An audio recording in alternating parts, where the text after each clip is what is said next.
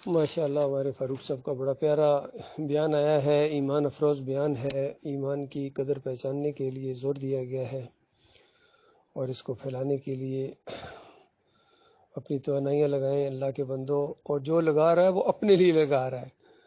اسے ہی بڑی پیاری مثالوں کے ذریعے انہوں نے سمجھایا ہے کہ دیکھو عام طور پر ہمارے ساتھی محسوس کریں بس ٹھیک ہے جو چند ہمارے ساتھی لگے ہوئے ہیں، وہ لگے ہوئے اپنے لیے لگے ہوئے ہیں، اس کا فائدہ آپ کو پہنچنے والا نہیں ہے۔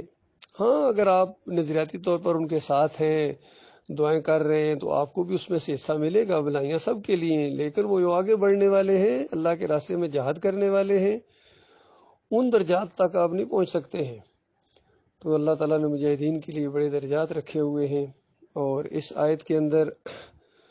اللہ تعالیٰ بیان فرما رہا اپنی ایک سنت کہ دیکھو اگر تم قدر کرو گے اللہ کی نعمت کی، شکر گزاری کرو گے، اللہ نے نعمت دی ہے، یہ ایمان سب سے بڑی نعمت ہے اس زمین کے اوپر، انسانوں کے لیے سب سے بڑی نعمت ایمان خالص ہے۔ تو یہ ایمان دیا ہے، اس کی شکر گزاری کرو۔ اور اللہ کی سنت یہ ہے کہ جب وہ نعمت دیتا ہے تو جو شکر گزاری کرتا ہے اللہ تعالیٰ اس نعمت کے اندر اور اضافہ کرتا ہے۔ یہ سنت ہے، پکی بات ہے، یقین کرو میرے بھائیوں، یہ پتھر پر لکیر کی طرح بات ہے کہ اللہ کی جس بھی نعمت کی شکر گزاری کرو گے اللہ اور دے گا، اور چھوٹی چھوٹی نعمتیں بھی اگر جو محسوس کرو اس پر بھی شکر گزاری کرو، اللہ تعالیٰ پھر بڑی بڑی بھی دے گا۔ تو بہرحال یہ اللہ کا احسان ہے، مالک نے یہ سوچ دیا ہمارے ساتھیوں کو، اور کہا کہ دیکھو اگر تم ناشکری کرو گے تو اللہ کا عذاب بڑا سخت ہے۔ تو ناشکری، یہ جو ایمان کی نعمت پانے کے بعد پھر اس کی قدر نہ کرنا، پھر دوبارہ شرک میں چلے جانا، یا پھر اس کے اوپر سام کی طرح کنڈل مار کر بیٹھ جانا اور اس کو نہ پھیلانا، یہ بہت بڑی ناشکری ہے، اور اس کے تقاضے پورے نہ کرنا یہ بہت بڑی ناشکری ہے۔ اور فرمایا کہ ناشکری کرو گے تو اس کے بعد میرا عذاب بڑا شدید ہے، بڑا سخت عذاب ہے۔ پہلے بھی سید زادوں کو، بنی اسرائیل کو، وہ بھی بگڑے ہوئے مسلمان تھے، ان کے اوپر اللہ کے کیسے کیسے عذاب آئے ہیں، کیونکہ انہوں نے ناشکری کی تھی، اللہ کی نعمتوں کی ناشکری کی۔ آج یہ مسلمان سب سے بڑے ناشکرے بن گئے ہیں، اور ان مسلمانوں کے اندر یہ عرب، یہ جتنے ہیں، یہ حنبلی، یہ سعودی، یہ سلفی، یہ سب سے بڑے اللہ کے ناشکرے اور غدار ہیں، کیونکہ ان کی اپنی زبان کے اندر قرآن نازل ہوا ہے، ان کو کوئی گردان یاد کرنے کی ضرورت نہیں ہے، عربی سیکھنے کی ضرورت نہیں ہے، سیگے یاد کرنے کی ضرورت نہیں ہے، گرامر کی ان کو ضرورت نہیں ہے، ان کی اپنی زبان، اپنے لہجے کے اندر یہ اللہ کی کتاب ہے، لیکن اس کتاب کو انہوں نے بالکل پیچھے پھینک دیا۔ یہ مقابلہ کر رہے ہیں یورپ کی رنگینیوں کا، اور ان سے آگے بڑھنا چاہتے ہیں، کہتے ہیں ہم سعودی عرب کو یورپ سے زیادہ آگے لگژری بنا دیں گے اور یہ کر دیں گے، نہیں، فحاشی میں بھی ان کا مقابلہ کریں گے، بدکاریوں میں ان کا مقابلہ کریں گے، ہر چیز میں ان کا مقابلہ کریں گے۔ اور اتنی دولت ہونے کے باوجود نہ ان کے پاس اپنی فوج ہے، نہ ان کے پاس کوئی جدید ٹیکنالوجی ہے، نہ ان کے پاس کوئی لڑنے کی ہمت اور جرت ہے، انہوں نے بس دنیا کی طرف جھک گئے۔ دنیا کی طرف ان کی یہ نوجوان لڑکے ہیں، بس صرف ان کو یاشیوں اور بدماشیوں کے علاوہ کوئی بھی، اور بدماشیاں بھی اپنوں کے اوپر یا ان جو غیر ملکی ان کے اندر ہے ان کے اوپر بدماشیاں ان کی، باقی جو دوسرے ہیں یہود و نصارہ کے ساتھ یا ہندوؤں کے ساتھ یہ لڑنے کی جرت ہی نہیں کر سکتے، ان کے اندر وہ تڑپ ہی نہیں ہے ایمان کی۔ اور ان کی جب سے ان کی تلواروں کو زنگ لگا ہے، انہوں نے چھوڑ دیا وہ تلواریں، اندازہ لگے صدیاں بیت گئیں، وہ تلواریں جب میان میں گئی ہیں تو اس کے بعد ان کو زنگ لگ کے اب اتنی بوسیدہ ہو چکی ہیں کہ وہ کیلا بھی نہیں کاٹ سکتی ہیں، بلکہ کیلے کے اوپر بھی ان تلواروں کو اب کہا جائے تو کیلے کو کچھ نہیں ہوگا، تلوار ٹوٹ جائے گی، ان کی ایسی زنگ آلود ہو چکی ہے، یعنی ان کا صدیاں بیت گئیں، اب ان کے اندر وہ چیز نہیں رہی ہے۔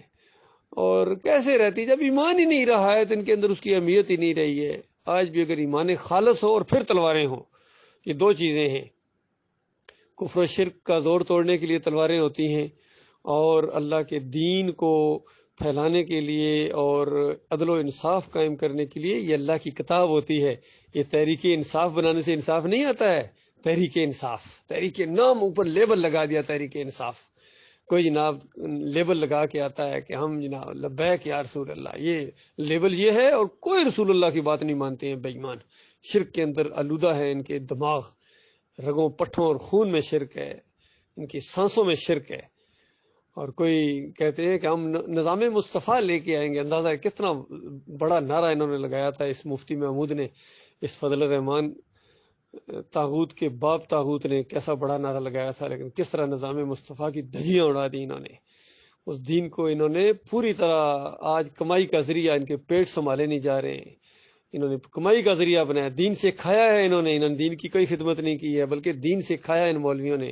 بریلویوں نے، دیوبندیوں نے، اہل حدیثوں نے، سلفیوں نے، حنبلیوں نے، سب نے اللہ کا نام لے کر کھایا ہے، رسول کا نام لے کر کھایا ان بے ایمانوں نے۔ اور سب سے زیادہ یہ اللہ کے دین کے دشمن ہیں۔ اللہ کے دین کے راستے میں سب سے بڑی رکاوٹ یہ ہے جو پگڑیاں باندھ کے آئے ہیں، یہ علی انجینئر جیسا آدمی، طاہر القادری جیسا، طارق جمیل جیسا، تقی عثمانی، رفیع عثمانی، سارے یہ اللہ کے دین کے یہ مذاق اڑانے والے، ایمان خالص کے یہ دشمن، چاہے ڈاکٹر اسرار ہو، چاہے ابو العلا مودودی ہو، ڈاکٹر ذاکر، سارے ایمان خالص کے دشمن ہیں۔ باقی کتنی تقریریں کریں گے، ایسے ایسے دلائل دیں گے، لیکن وہ توحید جو کفر بالطاغوت سے شروع ہوتی ہے، طاغوتوں کے ساتھ باپ مارے کا بیر ہو، یہ طاغوتوں کو رحمت اللہ علیہ کہتا ہے، یہ علی انجینئر اس کا استاد جو مولوی صاحب گزرا ہے، یہ سارے، چاہے جاوید غامدی ہو، سارے کہتے ان کو کچھ نہ کہو، ان کو کچھ نہ کہو، پھر تمہیں کچھ کہیں گے ہم، کیونکہ اللہ کی کتاب کا یہ ایمان کا پہلا تقاضا ہے کفر بالطاغوت۔ جنہوں نے اللہ کے دین کو بگاڑا ہے، صدیاں بیت گئی ہیں، کوئی زبان نہیں کھول رہا ان کے خلاف۔ مشرکو، یہ یہاں 11ویں کھا رہے ہو، یہ 12ویں کا کیک کاٹا جا رہا ہے، اور یہ 10 محرم کی سویل ہے، کلمہ پڑھ کے بسم اللہ کر کے یہ حرام کو کھاتے ہو، سور کے گوشت سے زیادہ، اور سور سے زیادہ جو حرام چیز اللہ نے قرار دی ہے، وما اہل بہ لغیر اللہ، اس کو بسم اللہ پڑھ کے کھاتے ہیں۔ بے ایمانو غور کرو، اگر سور کو تم بسم اللہ پڑھ کے کھاؤ گے تو کیا حلال ہو جائے گا؟ وہ حرام کا حرام ہی رہے گا، جس کی جنس حرام ہو جاتی ہے جب اللہ کے علاوہ کسی اور کے نام کی طرف، یہ بکرا ہے فلاں حضرت کا ہے، یہ حلوہ ہے فلاں پیر صاحب کے نام کی ہے،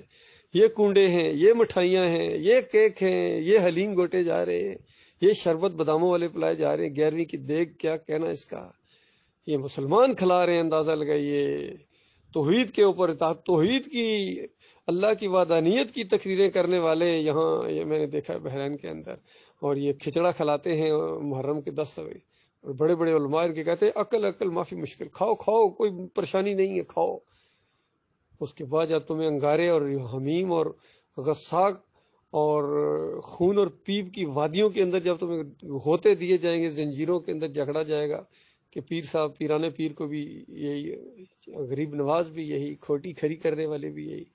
علی اجویری، کشف المحجوب والے، فیوز یزدانی والے، انفاس العارفین والے، سارے کفر شرک کے اندر ڈوبے ہوئے ہیں، اور کوئی ان کو سمجھانے والا نہیں ہے۔ جو ان کو سمجھاتا ہے اس کو یہ کہتے ہیں یہ گستاخ ہے۔ اندازہ لگائیے، بالکل توحید آج شرک بنا دی گئی، شرک ان کی توحید بن گئی، یہ ہے۔ اور جو توحید کا کچھ نام بھی لے کے، ان کے اندر بھی پھر شیطان نے توحید کے اندر بھی شرک رکھ دیا، سجدہ تعظیمی کا شرک ان کے اندر، پھر ان کی رگوں کے اندر اس نے دے دیا اس مفسر نے، دعوت القرآن۔ اندازہ لگائیے، اپنی تفسیر کا نام دعوت القرآن، اور قرآن کی گویا دعوت یہ ہے کہ ایک نبی نے دوسرے نبی کو سجدہ کیا تھا، بس یہ ان کی توحید ہے، یہ ان کی دعوت القرآن ہے۔ اس طرح انہوں نے مٹھائی لائے ہیں، زہر ملا کے لائے ہیں، یہ وہ معالج ہے جنہوں نے اپنے مریض کو خود اپنے ہاتھوں سے زہر کا انجیکشن دیا ہے،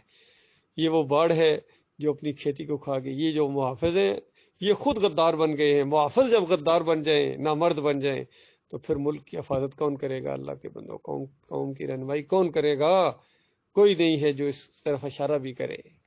کتنے بڑے بڑے باصلاحیت لوگ اس قوم کے اندر پیدا ہوئے ہیں، بڑے باصلاحیت تھے، لیکن ایمان کے ایسے اندھے نکلے ہیں